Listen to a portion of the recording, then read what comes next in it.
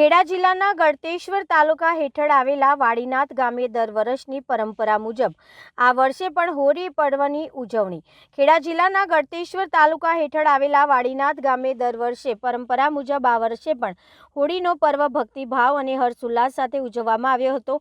ગામના ચોકમાં વિધિવત રીતે હોળી પ્રગટાવી ગ્રામજનોએ આસુરી શક્તિ પર દૈવી શક્તિના વિજયનું પ્રતીક માનતા પર્વની ઉજવણી કરી હતી। સાંજ પડતા જ ગામના નાના મોટા તમામ લોકો હોળી ચકલા પાસે એકત્રિત થયા હતા।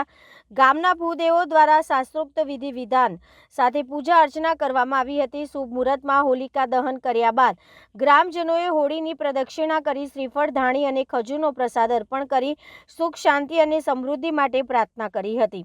વાડીનાથ ગામના પશુપાલકો અને ખેડૂતોએ પણ હોળીની પ્રદક્ષિણા કરી ખેતીમાં સારી ઉપજ થાય અને પશુધનમાં વૃદ્ધિ થાય તે માટે માનતા માની સમગ્ર ગામમાં ભક્તિમય માહોલ સાથે એકતા અને આનંદનો માહોલ જોવા મળ્યો હતો।